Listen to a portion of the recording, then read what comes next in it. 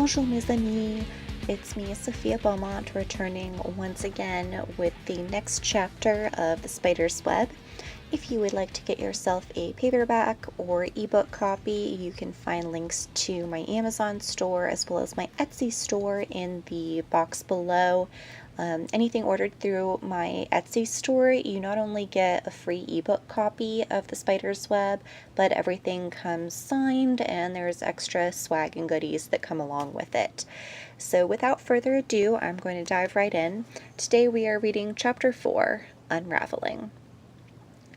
The chalet resembles a giant stone hunting lodge from the outside, since at one point that's what it was. 2 stories high, the interior is all open and mostly empty, tourist attractions having mostly vacated in favor of more popular areas of Mount Royal, except for a souvenir shop about the size of a closet.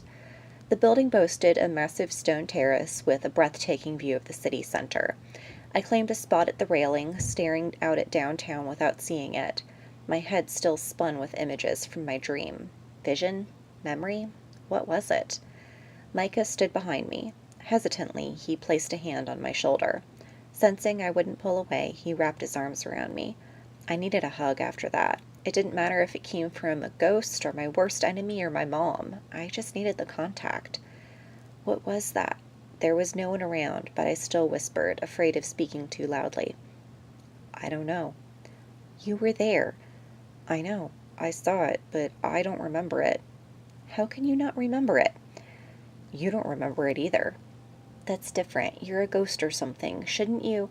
No, I'm a spirit. I've never been alive, Evie. That's what I tried to tell you. That wasn't me. It couldn't have been. But there was doubt in his voice. I laced my fingers through his. But that was me, wasn't it? That girl, Evadne. She was me. I'm her. I felt it. Micah rested his cheek against the top of my head. I think so. Maybe an incarnation before I arrived. It would have to be a long time ago. She was talking about Greek gods. His voice trailed off into thoughtful silence. But it would explain a lot about you, about what you can do. How? A father and his young daughter wandered across the flagstones, the little girl laughing and skipping, holding an ice cream cone in one hand.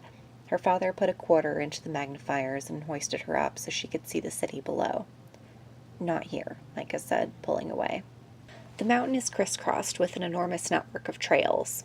Some are paved, some are barely a track through the woods. I followed one of these lesser-known paths to a quiet spot high on the mountain but lacking the view.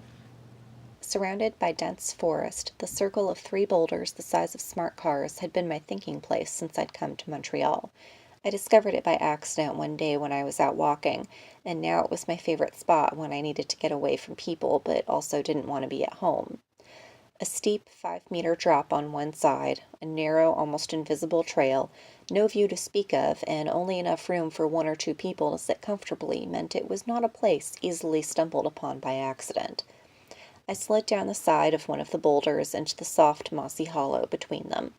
Traffic was barely audible, the voices of the people in the park and following the trails nearly non-existent, except for the rare outdoorsmen who chose to walk directly below. The radio towers above meant cell reception was almost nil thanks to interference. I pulled out my knitting and forced myself to take several deep breaths. Micah sat quietly beside me, watching me work, waiting until my hands found the right rhythm before he told me his story.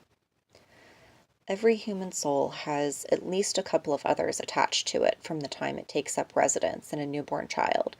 Guides, guardians.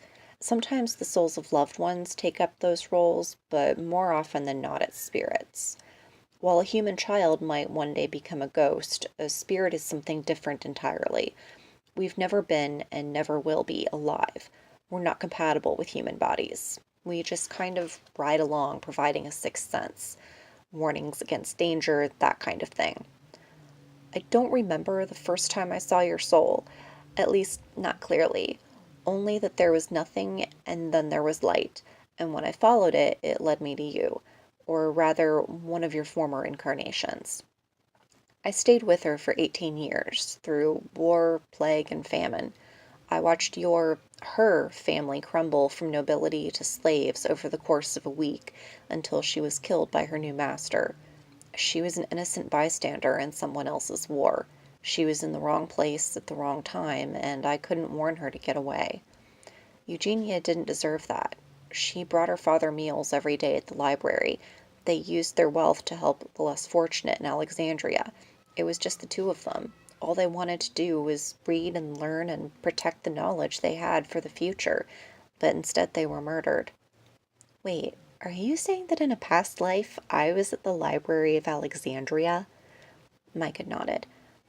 Your father was a scholar. Women weren't technically allowed in, but you would bring him his lunch every day, and no one bothered you if you read a scroll or two while you were there. Maybe it was guilt, but I couldn't just move on to another charge after that. I knew there must have been something I could do to prevent her death, so I waited. I stayed with her as she waited to be reincarnated, and then chose to stay with her through her next lifetime. When that one ended badly too, I thought it was my fault. I felt like I owed it to her to set things right, so I continued to stay, watching over that same soul as it was reincarnated over and over again in various parts of the world in different forms. But no matter what I did or didn't do, she always met with an unlucky, untimely end. The third time it happened, I realized something must be wrong. By the fourth, things got really messy. Accusations of witchcraft ended in a trial and burning, and it only got worse from there. Murder, abuse, torture. I couldn't stop it. I couldn't protect her.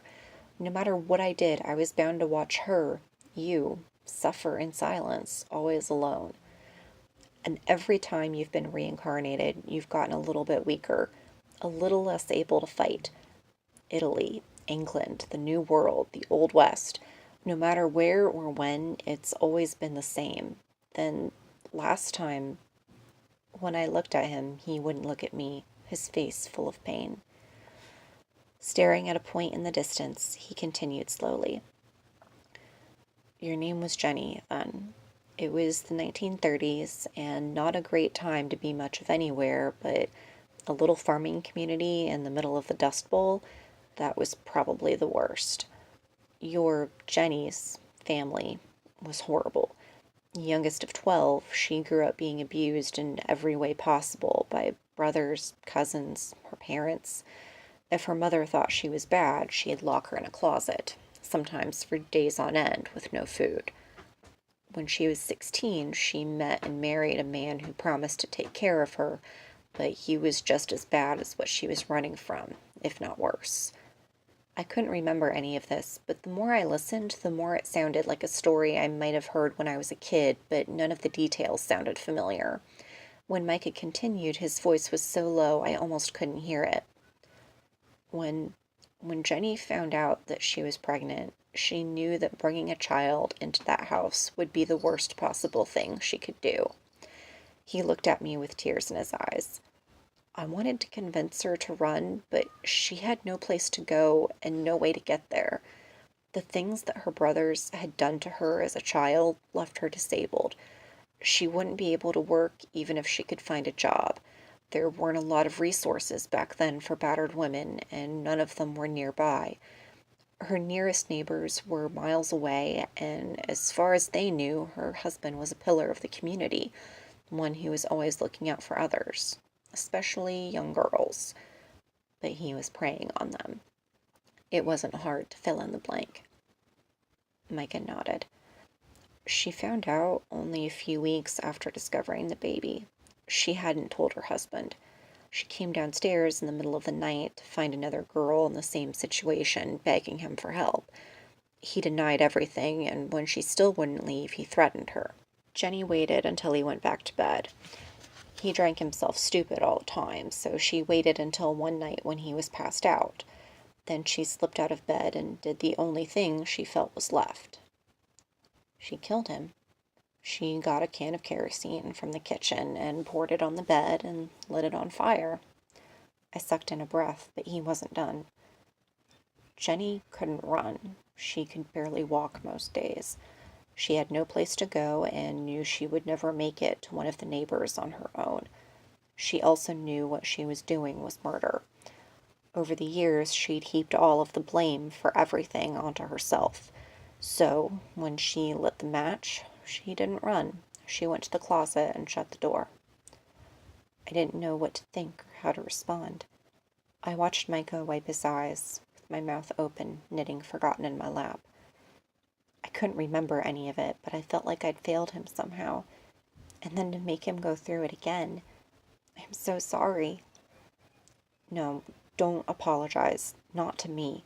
You never need to apologize to me. His voice was forceful.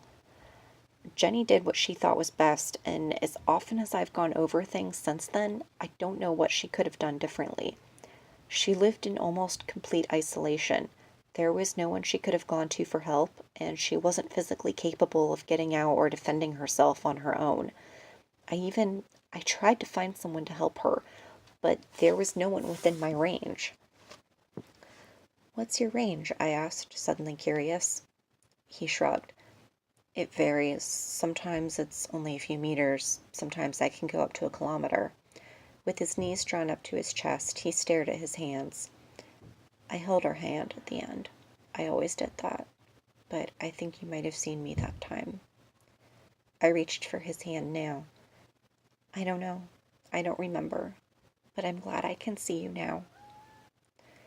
He gave my fingers a squeeze. I wondered if he'd ever told anyone this story before. Did spirits have a union? Did he have friends? Chats with the ghost from down the street? Or was he alone, doomed to follow me around for the rest of my life? For eternity. "I'm not doomed," he mumbled. "I like being with you. If I didn't, then I wouldn't keep trying to save your sorry ass." His lips twitched up into a half-hearted attempt at a smile.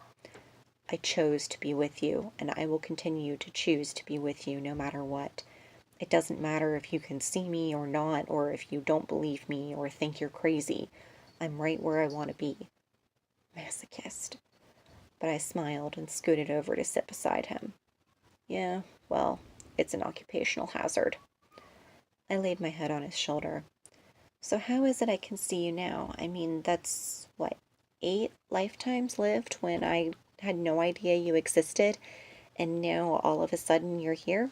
Micah ran his thumb absently over the back of my hand. He was still cold all over, but I found that I'd gotten used to it. In fact, on a muggy Montreal summer day with temperatures around 35 degrees Celsius, it was like having my own personal air conditioner.